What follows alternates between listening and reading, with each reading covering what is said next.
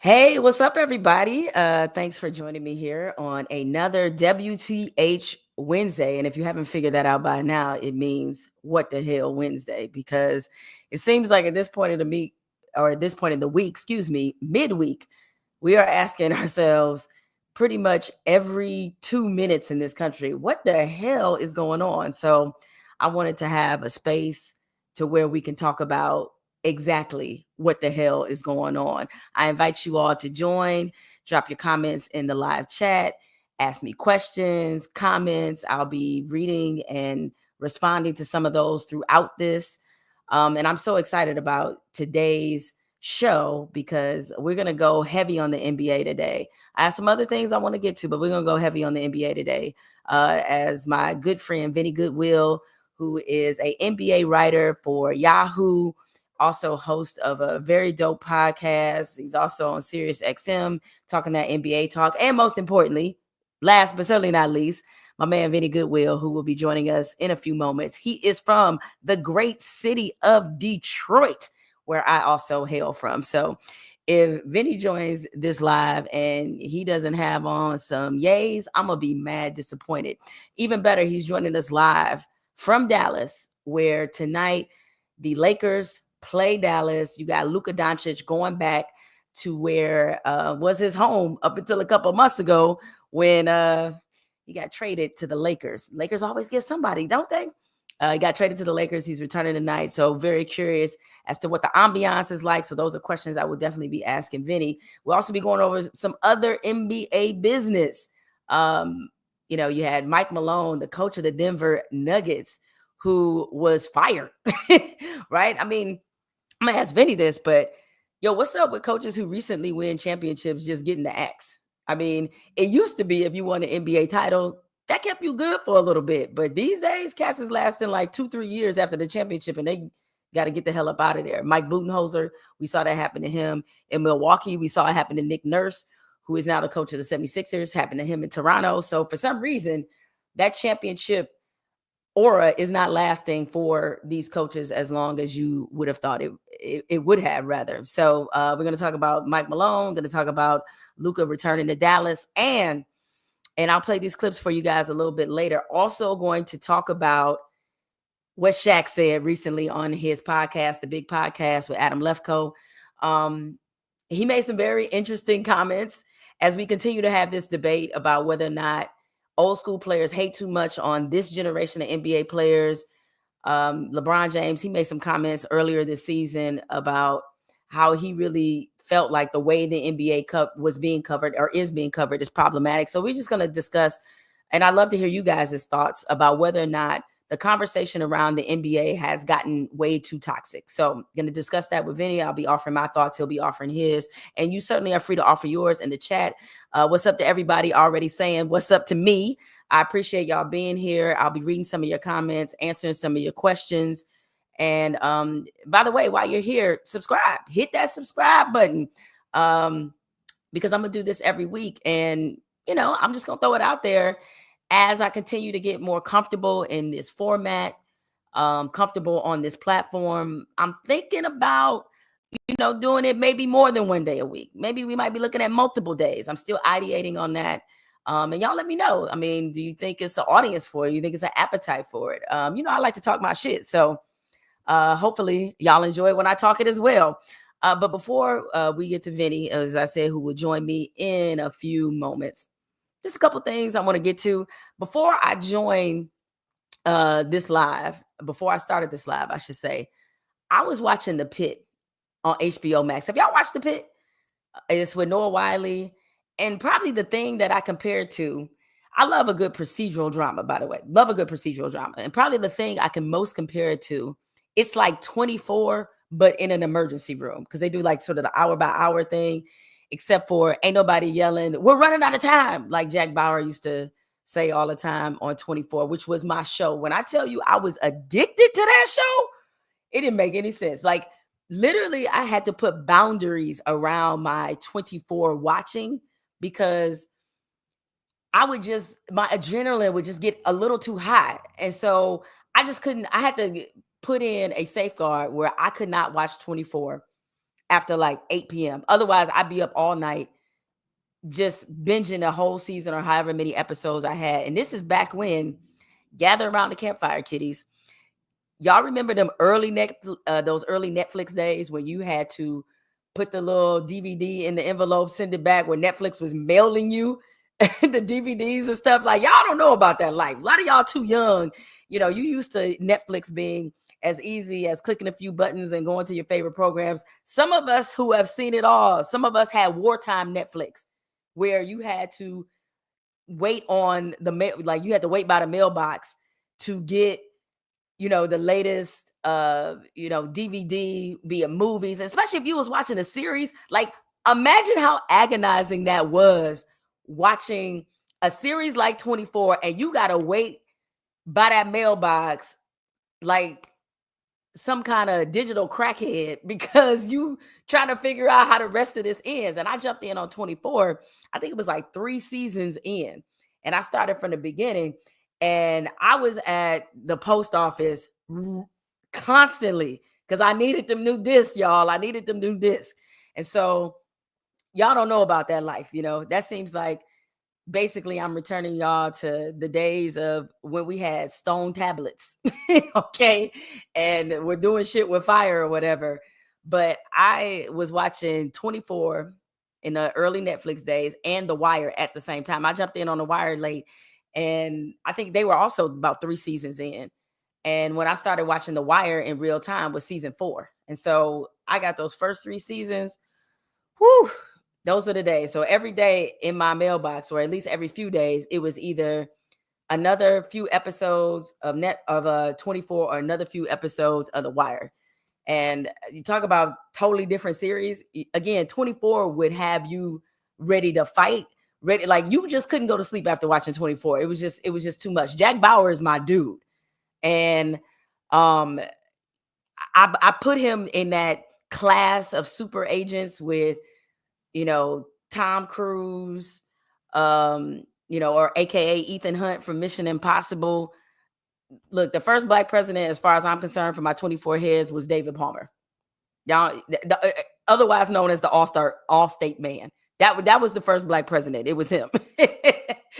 So those were definitely the days. Oh, see, somebody already in the chat talk about how we used to do things. Let me show this comment from Mike Patton. Redbox had people sitting outside of Walgreens like, we about to cut a deal.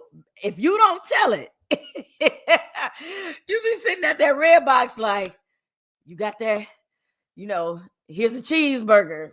Minister Society, man. Like, oh, how far we have come, people, to have all of this entertainment at our fingertips. And speaking of entertainment and television shows, later, after we get through this NBA talk, I'm gonna give you my thoughts. I don't know how many of you guys are White Lotus fans. I'm a big White Lotus fan. Season 3 just ended, so if you haven't seen season 3, spoiler alert. I'm dropping all the spoilers. Listen, at this point, you should have watched it. Go watch it on streaming, like, whatever. If it's important to you, you'll watch it in real time. So I'm gonna give you my thoughts on the final episode of White Lotus, and also just this entire season. So stick around for that as we wait for Vinny Goodwill from Yahoo to join me to get into all this NBA business. Speaking of NBA business, I mean, I saw Zion Williamson trending, and I was just like, good Lord, Jesus be offense. Just be offense. Like, I'm going to let y'all look that one up. I'm not even going to get into that, because that's just like way too messy for me right now. But it's just like, young man, he might need to get out of New Orleans for a lot of different reasons. But hopefully Zion will be maturing. But while we're on the topic of TV shows, I put something out there on Twitter. I refuse to call it X, so whatever. I put it out there on Twitter.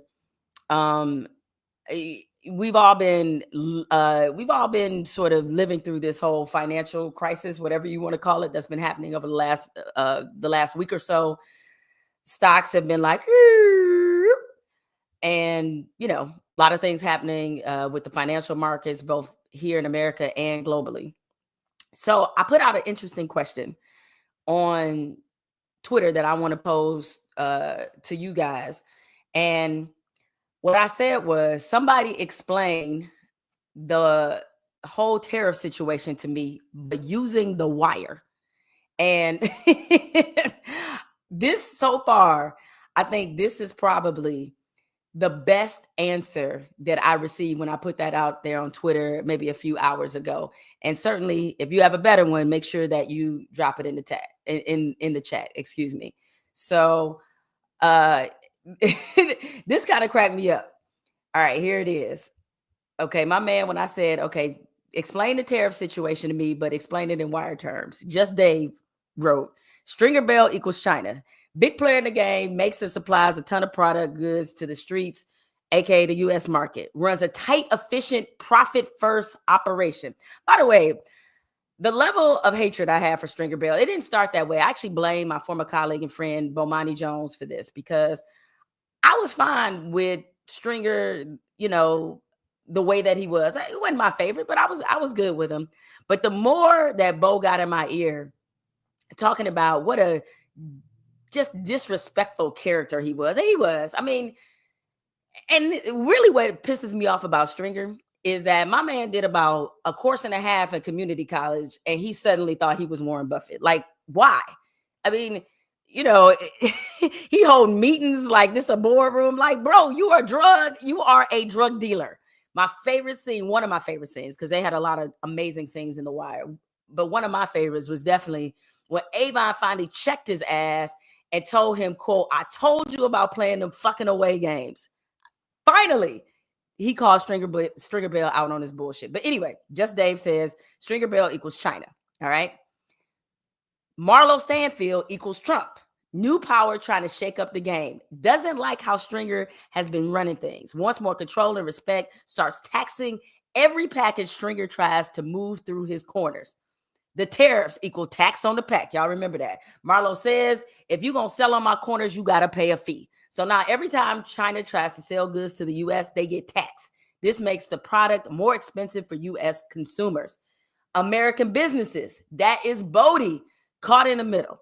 They got to deal with the fallout. Product costs go up, profit margins shrink, and they start questioning who they really work for. Bodie just trying to survive while the bosses beef. Bodie was a real one to the end. Now, this is perhaps my favorite part of this analogy. The consumers are bubbles. Why we got to be bubbles, though? Just trying to get by. Prices going up. They ain't in the game, but feel every consequence. Now they are paying more for TVs, cars, and damn near everything else. I mean, congrats to you, Just Dave. You knocked it out of the park with that wire analogy. And so yeah, that was definitely one of my favorite questions that I posed on social media is like, explain the tariffs to me in wire terms. Because, right now, this volatility economic wise, it's got a lot of people stressed out. I feel sorry for all the people. And I looked up this number. It's like millions of people who are going to be retiring, and something like 3-4 million people. And imagine if you're one of these people who had set 2025 as the year that you were going to retire, and only to discover and find out that just in the matter of days, you've lost thousands. Some people have lost tens of thousands of dollars of your life savings, because I think a lot of us, we've been around long enough to know that while Social Security is something we all poured into, not entirely sure that Social Security was gonna hold up. And so a lot of people have 401ks. I made this point, I know a lot of people, or I saw a lot of people who were cheering on this idea of people losing their wealth because they equate stocks with wealth. And while a lot of stockholders are definitely people who can afford to be stockholders, if you know what I'm saying, something like 56% of the American workforce has a 401k. 56%. All those people ain't rich, because I think the average income of the person who has a 401k is something like between $65,000 and $80,000. That's how much they make a year.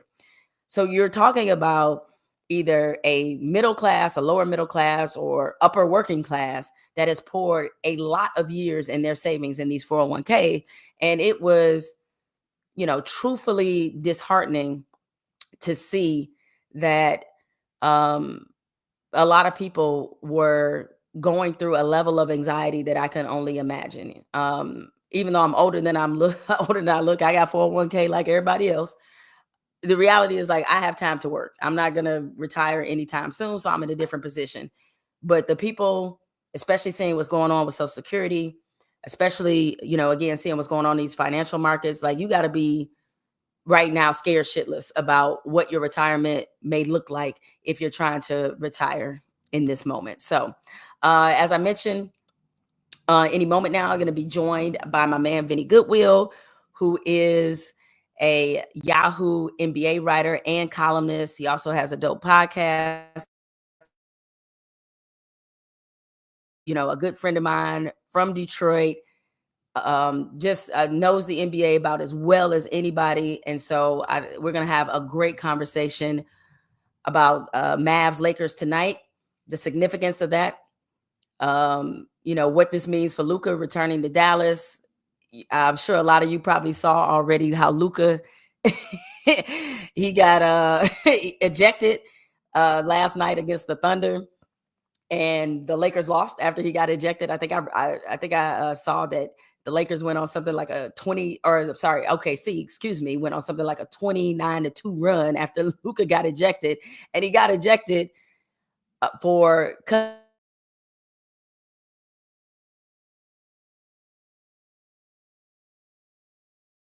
it was kind of crazy to see Luka get tossed under those circumstances. But as a lot of people have pointed out, and certainly I pointed this out as well, is Luka and the officials. I mean, this has been a long-standing problem. The officials, he has kind of a running thing with them. And so, it's really, even though he was sort of unjustly kicked out the game, at the same time, his constant hammering of officials is the reason why they can't give him the benefit of the doubt in any situation. But anyway, a lot more NBA I want to get to. And with that being said, it's time to welcome in my man, my homie from the D. And let me just say already, I am so disappointed, Vinny, that how you not gonna have any yays on, man? You like, I know you in the. That's what I'm saying, Vinny. Give me the full Detroit look. Represent our city, all right? Represent it. Jemele, I was trying to make a dramatic entrance, but clearly, you wouldn't allow for such things. Okay, go ahead. See what I'm saying? Who made Buffs hot? Detroit made it. I just want every city out there to know, because so many cities, man, they try to interrupt and they try to claim our shine like they put on yays. No, we put on yays in the D. That's right. Flex on them, Vinny. Vinny is joining me live in Dallas tonight. Lakers Mavs, huge contest for a lot of reasons. I mean, the Lakers right now, I think, what are they, fourth in the West? I think something like that. Third. They're still third. They're third in the West. Excuse me. Yeah. So Lakers right now, third in the West. This is Luka Doncic returning home. So since you're right there in the arena, and I know the game hasn't officially started yet, but what's the vibe right now? It's like, you ever been to a funeral and there wasn't no repast? Like, it just feels like it's been a whole bunch of funerals every day for Dallas since Luka has been traded. And they ain't had like the good food after. Like, maybe tonight is going to be the good food. Like, you get the feel like a playoff atmosphere, honestly. And I think it's like a big game, not just a big game, but it's a meaningful game for this franchise. And it's a chance for the fans, honestly, to root for Luka Doncic and for the Dallas Mavericks, Jemele.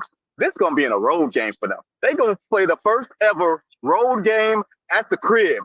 Because they're going to be boo. It's going to be like Showtime at the Apollo. The first time somebody misses a shot, boo. It's not going to be fun, because this is like, Jemele, look, I don't know about you. Real players done got dumped before. You done got dumped before, and you see that old thing, and that old thing gets looking fly and all that, and the old thing, and they've been talking about you, too.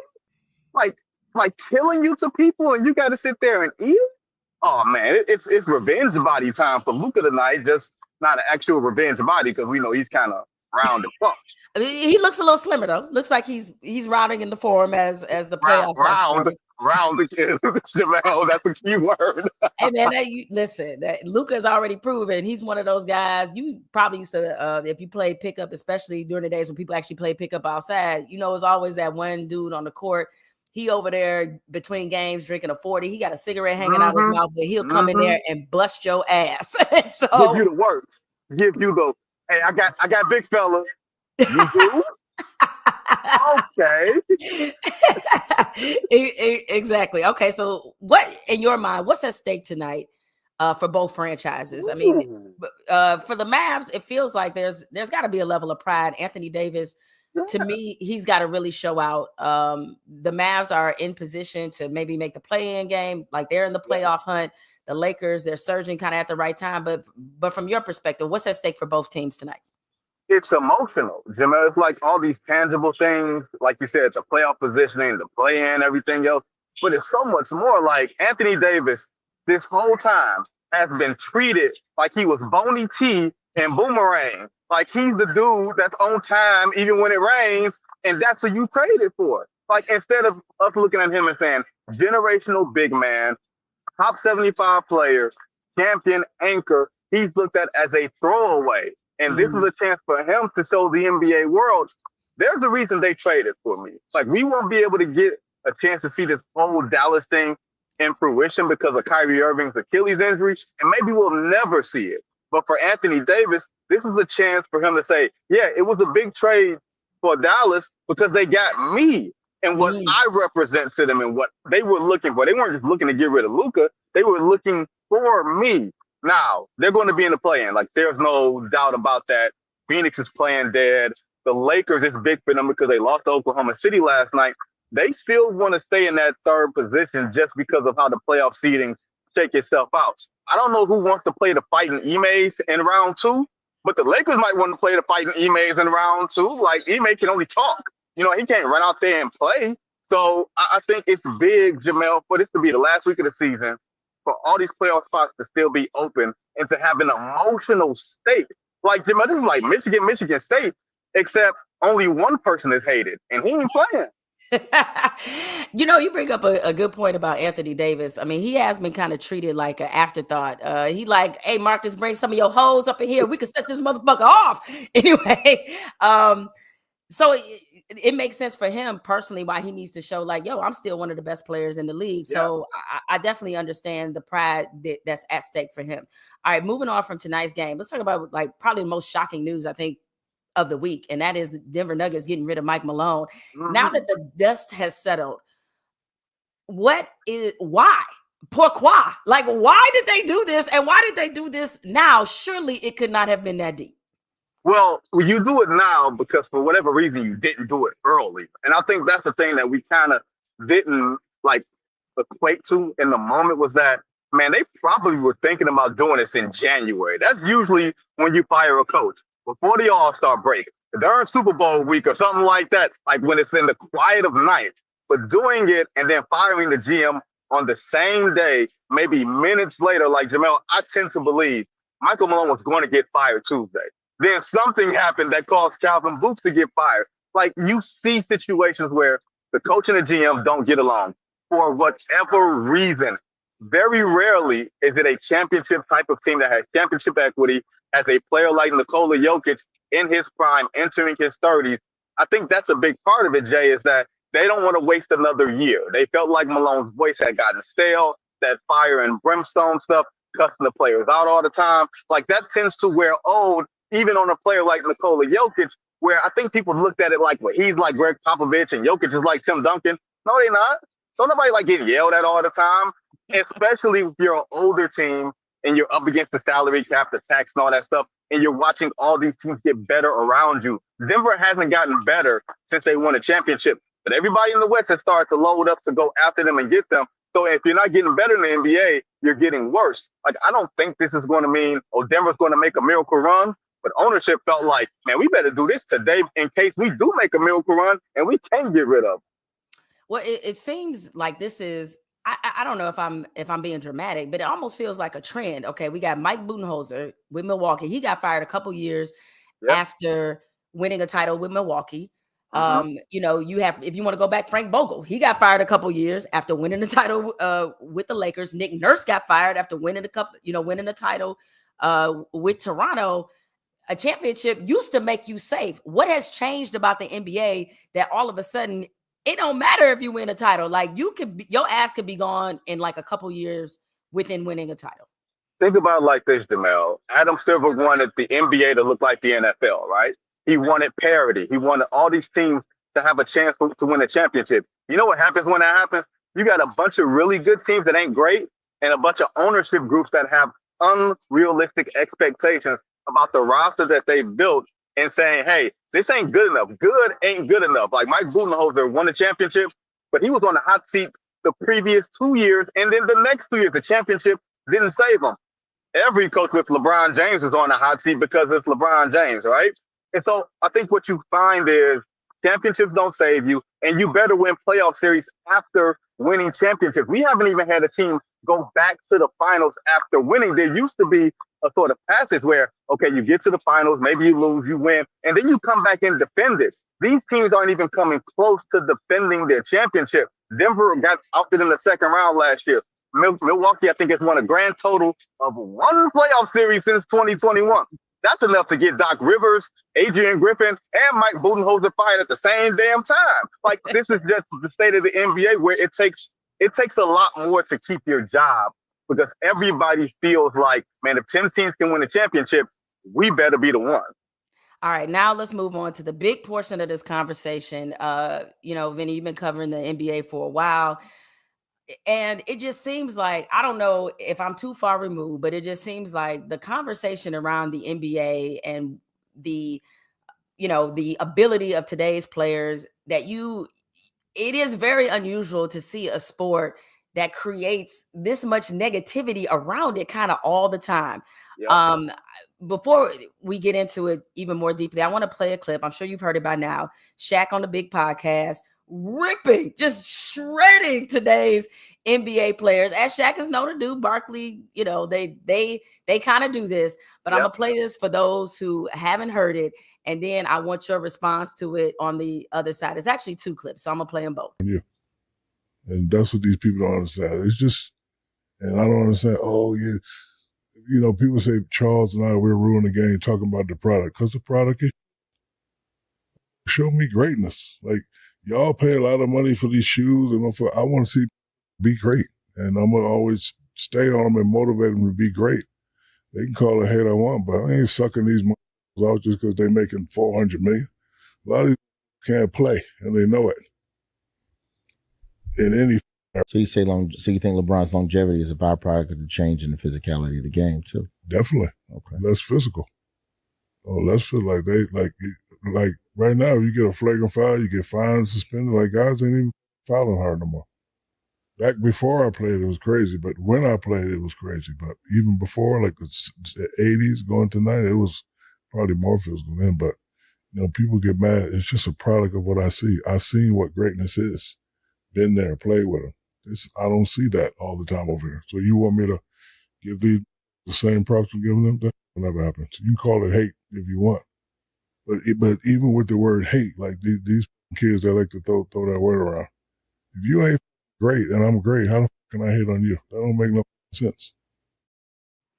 Well. All right, that was Shaq with Adam Lefkoe and Roy Wood Jr. on the Big Podcast. He had a lot of smoke for today's NBA. Vinny, was Shaq being truthful or was he just being a hater? Yes. It's like, yes to what? Yes, it's a little bit of both, right? Here's the thing where it is hate. It's definitely hate. It's because the first thing and the repeated thing out of Shaq's mouth was, y'all making $300-400 million. Like that, if you repeatedly say that, that's letting you know where a lot of this is coming from. The root of this is the money that these guys are getting. It's the NBA has blown up economically over the past 15 or 20 years. The max contract used to be $14 or $15 million, like in 2010, my first year on the beat. Now a max contract is God knows what, right? So there's some of that. And I think these young guys, they do get sick of Shaq and Barkley saying it. But here's the difference. When Chuck says it, it feels like an uncle saying it to you. Like there's a little bit of humor attached to it. It doesn't feel mean spirited. When Shaq says it, he comes across mean spirited in some way. Here's the thing that I would ask Shaq, and I know Shaq, like been around Shaq a little bit. I would ask Shaq, how would you talk about you? Because we talked about Shaq not being in shape, as dominant as he was. We didn't look at him as being in shape for the majority of his Lakers career. Like maybe that middle part where he's the most dominant player we've ever seen. And then there were years on the front and the back end, we were like, Shaq, are you taking this as seriously as you need to? That's where the Kobe Bryant stuff came in at. I worked on my game. Why aren't you working on your game? Since you're not, I'm going to take this. Like there's a level of responsibility on that end. But yeah, Jemele, I tend to think that some of these young guys are sensitive. I think the generational hate is a little much. Like it's generational. You know, Jemele, we grew up in Detroit. Every generation before us walked through 6 feet of snow every day and liked it barefoot, didn't have book bags, didn't, you know what I'm saying, didn't have lunch, like nothing. So I get that. But there is a level of jealousy, even in the truth is that it said, Shaq went out and said, I don't watch the Detroit Pistons. And then yesterday said, I think the Detroit Pistons are going to beat the Knicks in the playoffs. Hey, man, you got to make up your mind, big dog. I respect you, but you got to make up your mind. Yeah. So this is the way I look at it. I think every generation, whether it be music, movies, sports, is protective of their generation. I mean, it's just what it is. Yes. And you bring up a great point about Shaq, because I remember when he retired, the column that I wrote for ESPN.com was Shaq could have honestly been the greatest player ever if he took the game seriously his whole career. If he paid attention and took care of his body the way he did at the end of his career, if he did it when he was beast mode Shaq, we would be literally talking about this dude like nobody's better than him.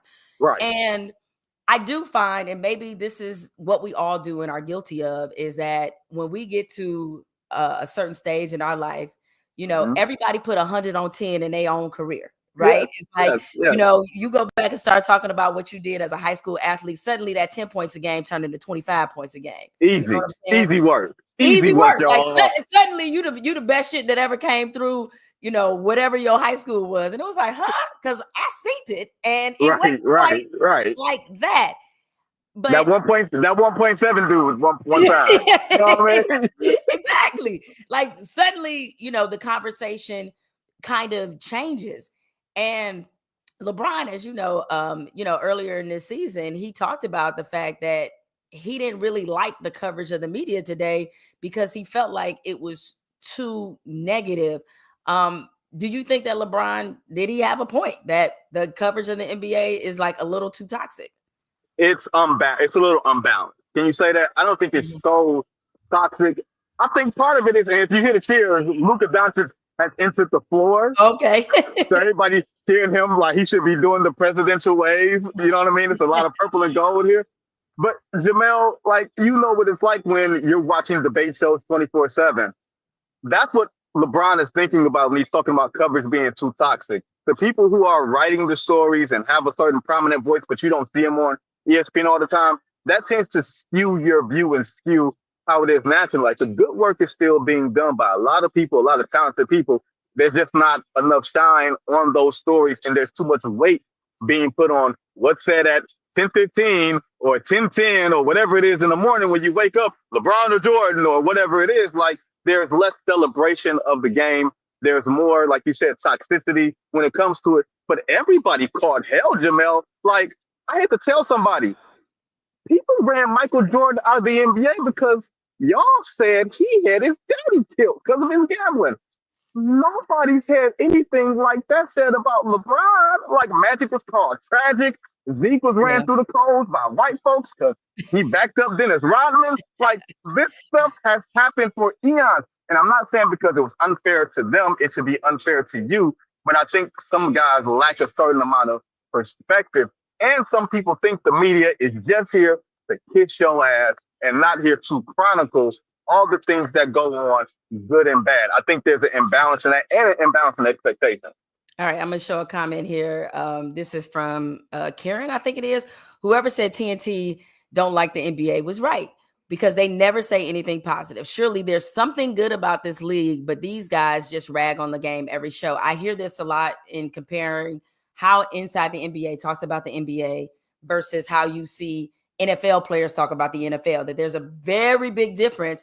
Like those guys in the NFL, rarely do they go against the shield. Rarely. Yeah. But meanwhile, in the NBA, you have people taking off about different generations, different players, different things in the NBA. They give a very raw critique. So is it fair that people kind of accuse TNT of being the main purveyors of this negative coverage of the NBA? It's a two-edged sword because people love inside the NBA because Chuck is funny and Chuck says the things that you want him to say if there was no camera around. And Chuck is an outsized personality. Shaq is an outsized personality. Kenny Smith toes the line a little bit more. He gets into the X's and O's. He tries to play the gray area a little bit more than the black and white. I think what's happened, Jemele, is it's not necessarily the money that's gotten there. The game just looks so different, and these guys don't recognize it as the NBA that they play, the bumping, the banging, the physicality. The commissioners are different. Adam Silver is not Emperor Stern. Emperor Stern used to email or have people call me when I said something he didn't like and ask me if I was a doctor or if I stayed in the Holiday Inn last night. Like, you could spar. Adam Silver is a different type of guy. He's a player's commissioner. He wants to lean on that. And he's also not going to call TNT or ESPN, who are his league partners, and say, hey, you are making my league look bad. You are making this bad for business in the sphere of public perception. Can you change that? So there is some truth to that. But honestly, if Chuck was out here saying, oh my God, this is good, this is great, we would say Chuck was being a phony. Yeah, I mean, I appreciate the honesty. I do think sometimes they kind of forget some of the mistakes that they made in their own careers. Absolutely, and some of the things said about them. And because of that, I'm like, all right, now y'all putting 100 on 10.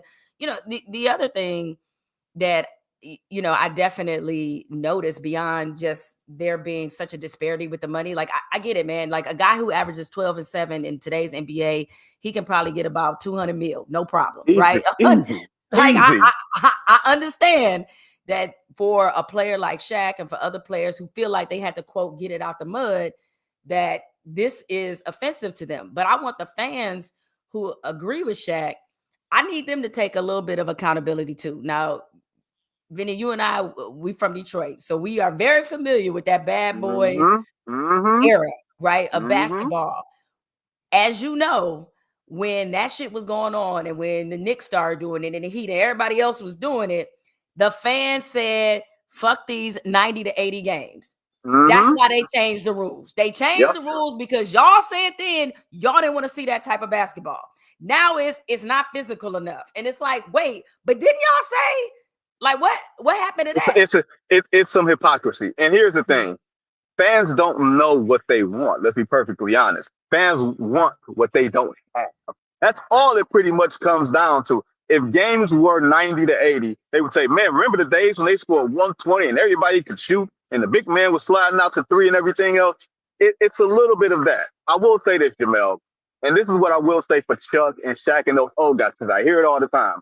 They feel like today's players don't appreciate what's been done before them, the ground that's been laid before them in terms of how they treat load management and not playing every night, how they treat All-Star Weekend as a tour, as opposed to something that should be building and growing the game.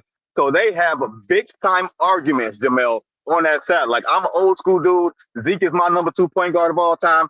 Argue with your mama. Argue with your nephew. That's where I'm at. So I get it on that end of it. But there are players, there are guys who show up every night and play. It's just been sprinkled in among the bad narrative of this. And once again, now fans say we want physicality back. I'll say make up your mind.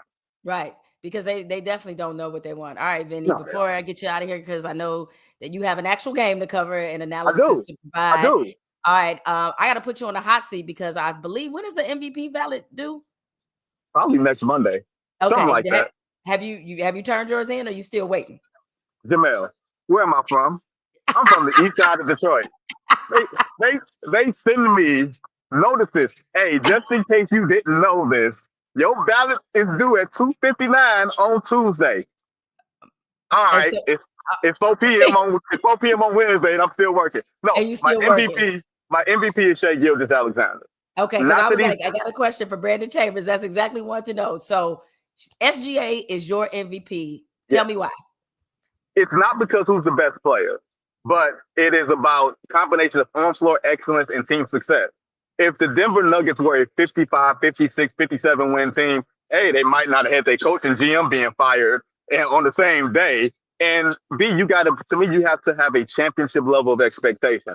Playing on both ends of the floor, which Shea does. There's little insurance fraud there with, some of the stuff, but playing hard every night on a team that can win 66 games. Jemele, I'm gonna tell you this. The last time a dude was on a team that won like 66, 67, 69 games and didn't win MVP was Michael Jordan, because somebody named Jackie McMullen decided to write this whole speech on Sports Illustrated about Jackie Mack though? Why you call her Karl Malone? Karl Malone being Susan Lucci. I'll never win an award. They'll never vote for me. And everybody just decided we don't want to vote for Mike no more. Straight from you. I'm sorry. That was mean. It's okay. No, I get it. Look, you sound like my husband, man. He hates the MVP to this day because he felt like Jordan got robbed in that year. So yeah, he did. And I hate Michael. We hate Michael Jordan. Like we ain't doing that. But fair is fair. You know what I mean? I hear you. Okay, so to me, this is the hard one, and I would love to know how you plan to vote. The hard one is Coach of the Year. You got JB Bickerstaff, you got Kenny Atkinson, you got Ime and the Fighting Imes, as you call them. Who is your pick for NBA Coach of the Year? I don't know. Depends on the day, dog. Honestly, it really does. It depends on part of me is thinking of giving Ime a nod because that team is so young and tough, and getting to second in the West with all of those dogs there, and they are clearly the second best team in the West. I don't know how much I give Kenny Atkinson because I felt like that team was there and they just needed some tuning. With JB Bickerstaff, man, Jemele, we've seen some bad basketball in Detroit for about 15 years. It's hard to get that smell out the building. You ever walk into a house that just smelled bad? And you're like, man, how do y'all live? I'm not trying to get this on my clothes. I'll wait for y'all in the car. That's what it felt like in Detroit for the last several years. And to triple your wins, with all you're doing is adding Tim Hardaway, Malik Beasley, Tobias Harris. Those are like good players, veteran players, but not like, superstars. Right. Like it's kind of between Ime and JB for me. And I'm honestly, it's just going to depend on what drop down button I pick, man. I hate to say it like that because I know Detroit going to be on my ass if I don't vote for JB. Yeah, that's right. At some point, you got to go home, Vinny. So like, and to be honest, not even on no homer shit, even though I am a Pistons fan, I do honestly think it's JB Bickerstaff. Look, the Pistons, they lost almost damn near 30 games in a row just last year. Right. Yep. And when you look at who had the toughest climb, I mean, I think in Houston last year, you saw some signs of progress to where people were like, okay, this might be the next team to be a playoff team. Now, I think they've exceeded expectations because they're number 2 in the West. So I get it. But I think Detroit had the toughest job. I mean, this was considered basically Detroit was becoming that NBA wasteland where people are like, don't go there. Don't fuck with Detroit. You don't want to be in Detroit. It was becoming a career killing franchise.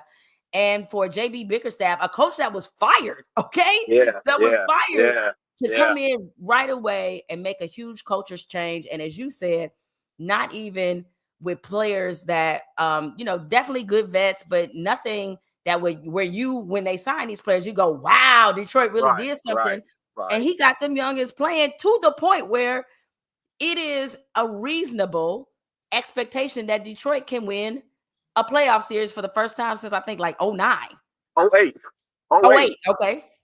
I was a pup then. I didn't have a beard. I barely had a mustache, all that stuff. Like, that was like before your first heartbreak and all that stuff, Jemele. Like, I was a much more innocent soul in 2008. I tend to agree with you on that. It does take it's a hard turn to get a team to believe in itself, especially a young team, because once you get used to losing, you have losing habits. You begin to take on that. It becomes a self-fulfilling prophecy. And he got those guys playing hard and being an honorary team that plays defense and embracing that bad boys mentality. Like, there's something warm about that. Like, Jemele, I know I keep saying, you from the West Side, I'm from the East. We play no blood, no foul all the time. And, on the concrete, like, this is my type of basketball. Right. Well, Vinny, thank you so much for joining me. I know but he may get down sometimes. I would like to get down if I was out the street. You crazy. Well, Vinny, thank you so much for joining me today. I know you got a lot of work ahead, but before you get out of here, I thought I would show you this comment because I know you'd appreciate it. Vinny looking like those Detroit players Biggie talked about. You damn right. I ain't got no gators on. This jacket is mine. It does have my initials in it. I will say that.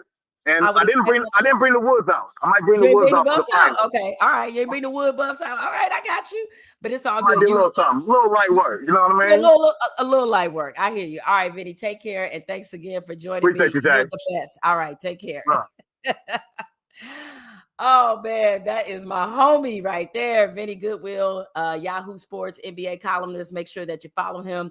He's on all the social medias, X, Instagram. Like, make sure you hit him up for sure. And look, glad that he revealed his ballot. Sort of. He kind of ducked out of that Coach of the Year conversation a little bit. But again, if I had a ballot, my choice would be JB Bickerstaff. And if I had a ballot, my NBA MVP would definitely be SGA. It's like, I get it. Jokic, definitely the best player in the world right now. But I think the consistency in which SGA has played with this season, the fact that OKC is the number 1 seed, they have the look of a possible championship team. And, homie is cold from that mid-range. He doesn't get enough credit, in my opinion, for his mid-range game. Now, a lot of you all had a lot of stuff to say about Shaq's comments while I was talking to Vinny about whether or not the conversation and negativity around the NBA, or rather whether or not it's too negative. So I'm going to go through some of your comments because I thought they were, really, really interesting.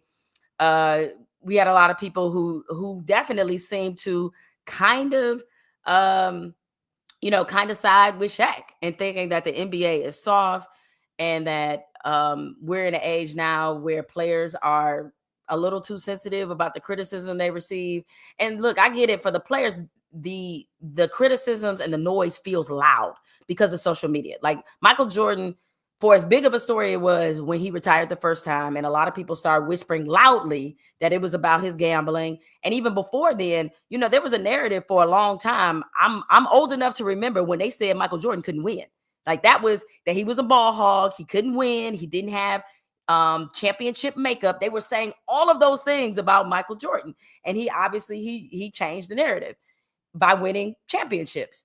And so every great player has been through the doubt, has been through, narratives questioning their basketball character. They've all been through this in some form of fashion. And so that part is definitely not new, but I think the force of it is just very different than what it used to be. I mean, look, they was booing Magic Johnson. As Vinny said, they was calling that dude Tragic Johnson. That was literally, that might as well have been on his birth certificate. People were saying it so much. So how quickly I think a lot of these younger players forget that the older players have been through this. And so, yeah, I mean, I think it's a slippery slope. All right, I'm gonna go to this comment here from SJK, who says, former players get their jobs confused with journalists. They're not journalists. They're media figures who played the game. Ooh, they're allowed to have some discretion and not talk like players are the enemy. I will say, I kind of agree with Vinny, his observation about this. Sometimes, and look, I love Shaq. That's my boy. But sometimes his criticism does feel a little mean. And, I mean, and certainly I get that when you have accomplished what he's accomplished, when you were the player that he was, that you definitely are bringing some, not just credentials, but, you bring in an entirely different mindset to how you critique this game in present form. But, like the way he be going off on like Rudy Gobert. And I mean, you would think that Rudy Gobert pissed in his cornflakes, like seriously. And look, I understand, like Rudy Gobert has, people look at him as, I think some of it is the fact that he's French, frankly, and that there's still this stigma about European players and about, especially from France, about being soft and all that kind of stuff. And he's up against that. And, when you look back on history on the time and the number of times that he's won the defensive player of the year, people are like, be like, really, that dude? Like, I get that he's facing some of that, but Shaq is a little biting in what he says about guys. And Barkley, I think it's coming from the same honest perspective, but I think he does give guys credit. And that's not to say that Shaq doesn't, but I think sometimes it just feels like a little more like, ooh, damn, he said that. So, I understand why people are taken aback by some of the things that he says. All right, here's another one. This is from Ellison Burley, who says he's not necessarily wrong in what he's saying. It's the delivery of the message that's bothering today's player. And look, one thing we can discuss certainly from a generational standpoint, because this doesn't just apply to basketball. Like I'm a Gen Xer, right?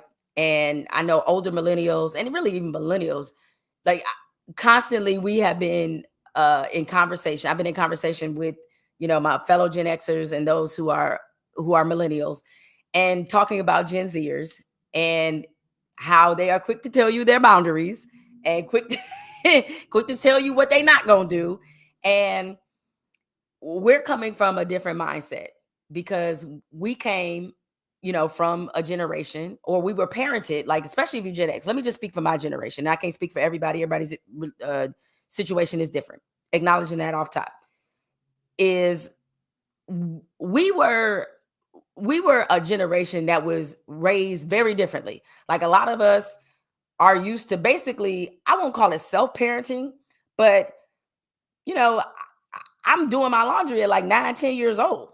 Like, when I get home from school, I got to cook and figure out how to eat. My mom is like, hey, refrigerator is right there, groceries in there.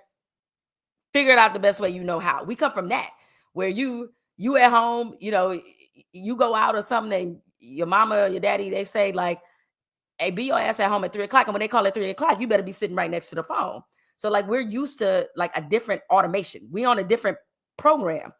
So, Gen X, we built differently than today's generation. That doesn't mean better. That just means differently. And so for a lot of us that grew up in that generation, that were millennials, we have to get used to, or at least tell ourselves, like, just because we grew up the way we did doesn't mean that's the blueprint for everybody.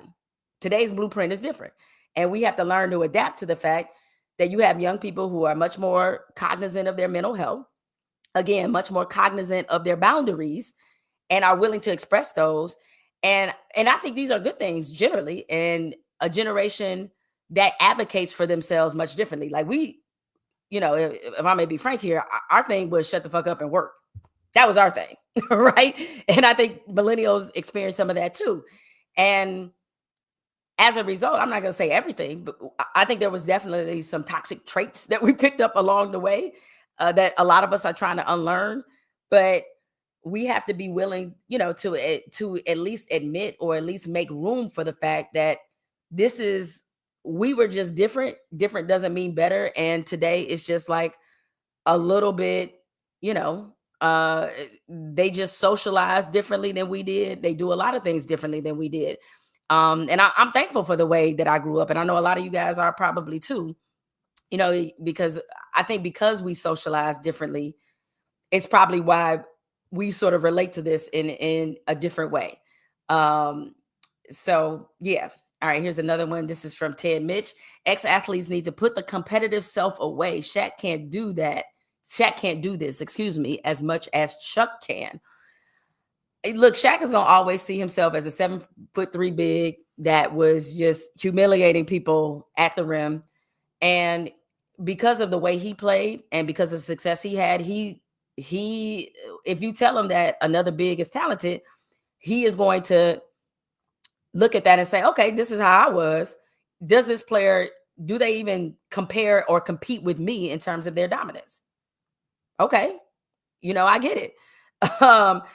So I understand why Shaq feels protective of the time that he played. And he has in his mind a certain standard that he feels like a lot of these guys in the league aren't necessarily living up to. And, I would agree that some of it is they don't really like the style of today's game. And this has been a complaint, not just by the players, but obviously a lot of fans who hate hate the fact that you look at the box score from any given NBA game on any given night. You have multiple teams shooting 53s a night, 53s a game. I mean, it's just like, what? So many threes. It's more of a European style game. It's less physical. all these things, and they look at this game and they don't recognize it. I kind of compare it to how I look at music now. And I have to constantly remind myself to not immediately shit on today's music. I just say it's not for me. It's not for me. And I'm good with that. I'm good that it's not for me. I will stick to the era of music I like and to the artists I like, and I will be perfectly fine sticking to that without denigrating what the young people are creating today. Like, a lot of that is not for me, and we just have to be good with that. So that's just what it is. All right, got another comment here from Justin Amir. Shaq wasn't hating. He was just telling the truth about the mindset of today's athletes. Some, not all, are soft. Kobe voice. I think because there's been some very public cases where people have questioned the effort of some of the notable players in the league. I mean, Ben Simmons immediately comes to mind, because in this same podcast where I showed the clip of, Shaq went in on Ben Simmons. Now, I don't know, because there has been a lot of speculation about Ben Simmons and his mental health. I have not publicly criticized Ben Simmons, and I don't really want to go there because I don't know what he's going through. I don't know what the real situation is. And given how we're much more cognizant and aware of people's mental health, I don't really feel comfortable kind of jumping in there with, some off the top rope opinion. But, Shaq was just like, yo, he need to be in jail for stealing money. Straight up looking at his effort. This is a guy that's made over $300 million in the NBA. He was supposed to be one of the brightest stars and biggest stars. His future, his ceiling was super high, and he will never come close to what the expectations of him were. He won't. And, for a player like Shaq, he loses respect for him.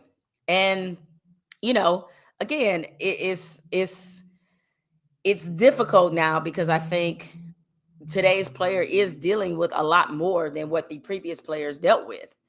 And that doesn't mean that they get a pass, because effort is effort.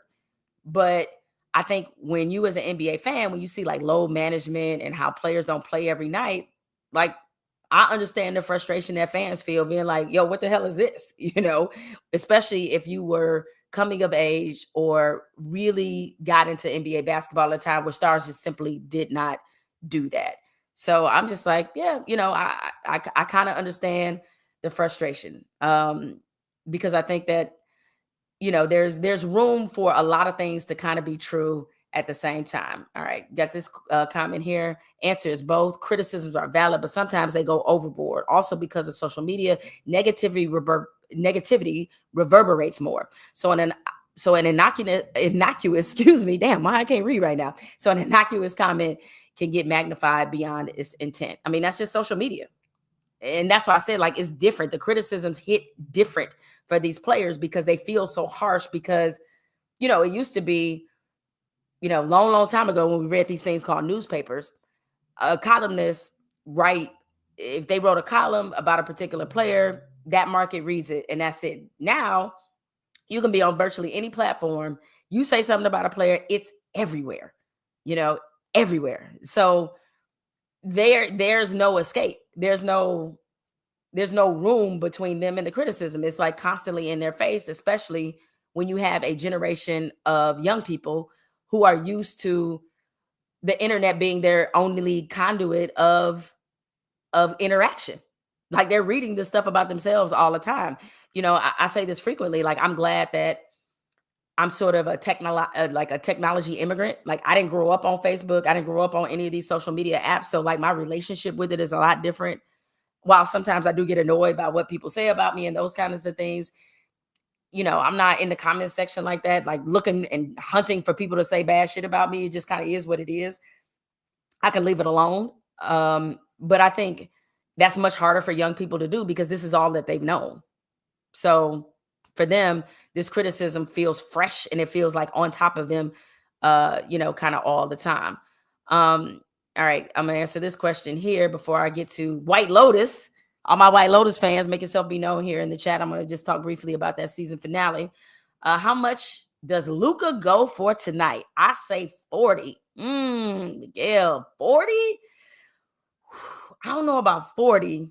But then I'm also thinking about what's the fallout from last night. Last night, as I said earlier, Luka Doncic, he got ejected. It was a bold ejection. He was unfairly ejected. He had already picked up a technical, deservedly, for saying something to an official, which is what he does. And then later he was going back and forth with the fan. The official thought that Luka was talking to him, ejected him. He goes out. Lakers get smoked by the Thunder, in the story. Might be some remaining festivity from last night, and that might translate into Luka having a big game tonight. But even beyond all that, I think the emotion of coming to Dallas, Luka's definitely trying to prove a point for sure.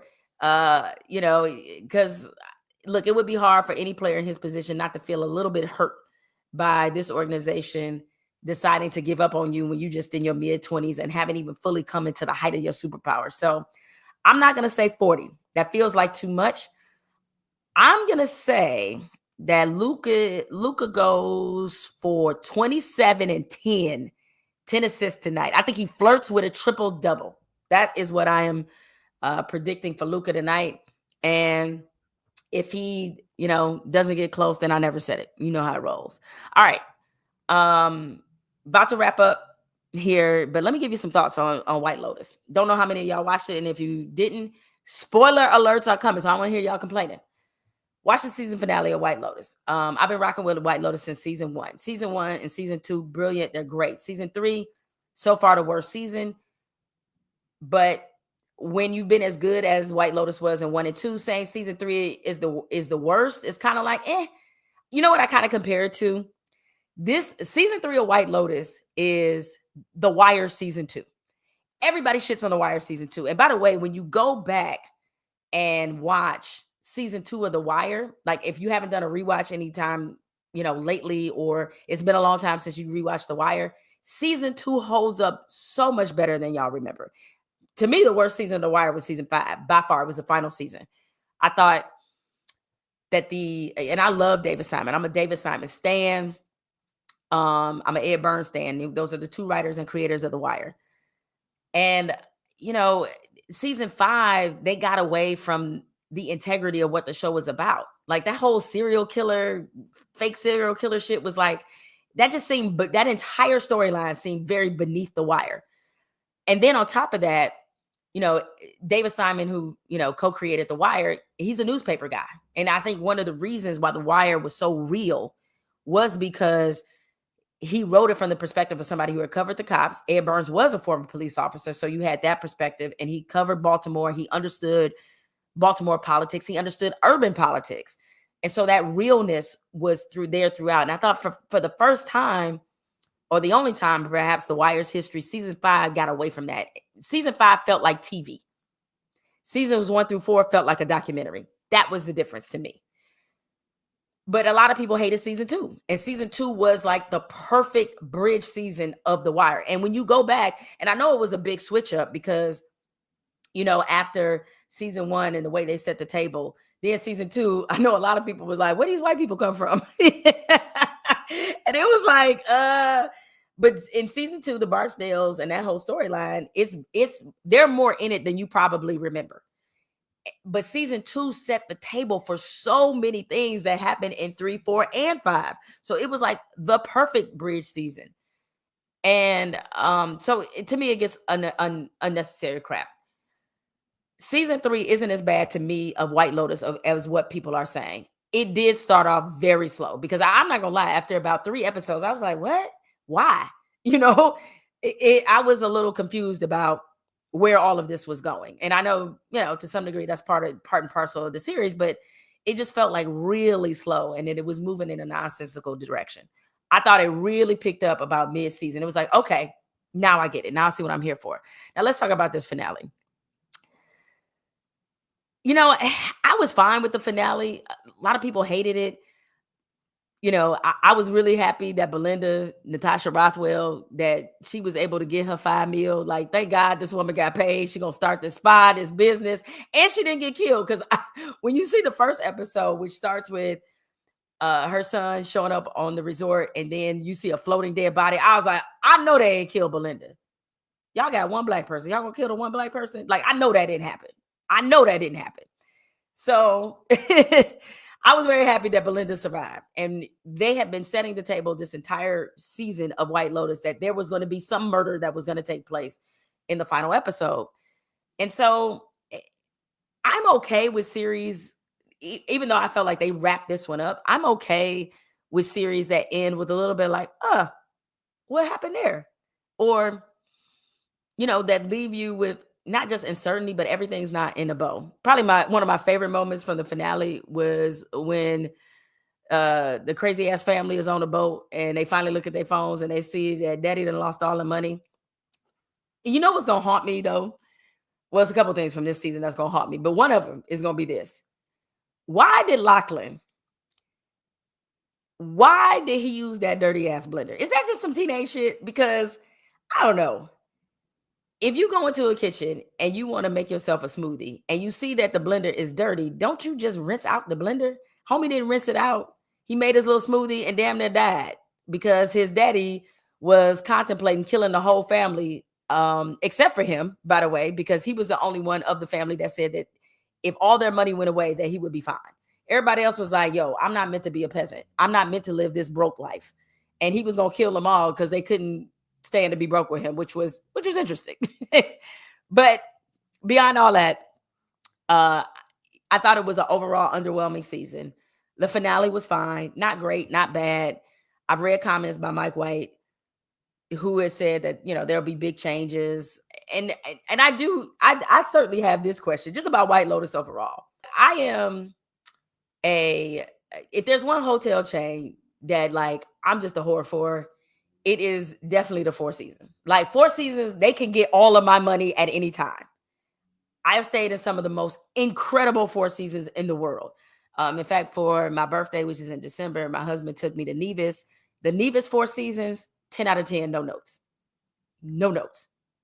And so they can always get my money, but I don't care how much I love the Four Seasons.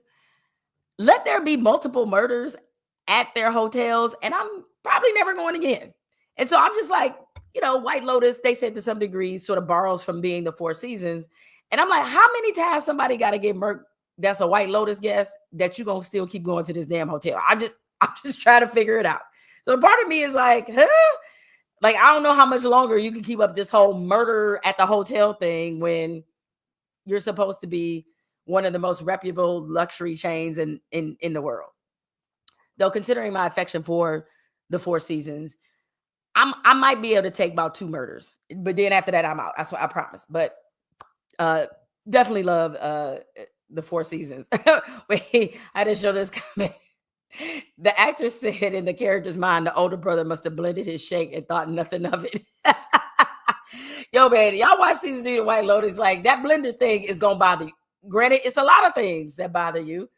I know a lot of people talked about the, if you want to call it incest that occurred, during this season. I'm like, listen, unfortunately, Game of Thrones got us all a little too comfortable with incest on screen. It just kind of is what it is. So yeah. Anyway, guys. All right. Listen, I have enjoyed this Wednesday with you all. Another edition of What the Hell Wednesday in the books. Just want to remind you, make sure you hit subscribe on the way out the door, on the way in the door, or at any point. Hit subscribe. And every Wednesday, I'm going to be doing this, joined by special guests who are informed as well as entertaining, talking about sports, politics, news, pop culture, whatever it is we discussing out here, hopefully providing some relief to the daily trauma that is living as a citizen in this country during this particular time. And I want to encourage you all not only just to subscribe, but also I have a weekly podcast called Politics that's available on iHeart, Apple Podcasts, wherever you get your podcast. This week, my guest is the current podcast is up right now. My guest is Kenny Mayne. That entire episode will be available on YouTube either today or tomorrow. The Kenny Mayne episode. Kenny Mayne, amazing storyteller. The way that he was able to survive being Kenny Mayne at ESPN needs to be studied. He really gives a lot of valuable insight there. And he also proves that there's something to be said for audacity. Now, new episode of Politics drops tomorrow. My guest on that is Andrew Brandt. Andrew Brandt is a sports business guru. We're going to talk about what the sale of the Celtics sold for $6.1 billion. Talk about that, about this impending settlement by the NCAA that will effectively bring college revenue or revenue sharing, to college sports, which is going to be a game changer. I don't even know why we call it college. We basically have two professional leagues. Or I should say multiple professional leagues. It's not just, the usual big four. We have college football is professional. College basketball is now professional. So if you still holding on to student athlete and amateurism, that is gone. So Andrew and I take a very deep dive looking into that, looking into whether or not this valuation of sports franchises, the bubble is going to eventually bust, and a lot of other sort of interesting, very informative financial issues taking place across all sports leagues. So that podcast drops tomorrow. And I also, within the same podcast, you will hear my comments about the Dodgers making the decision to visit the White House. I have a lot to say about that particular topic. And as I mentioned at the top of this, I'm really thinking and considering about not just doing this on Wednesdays, but doing this multiple times a week. Just going to ease into it, see how it goes. But this could not just be a weekly thing. This might be a regular thing. So y'all make sure y'all hang in there, hang with me, tell a friend, bring a friend next time for WTH Wednesday. I will see y'all next week, if not sooner.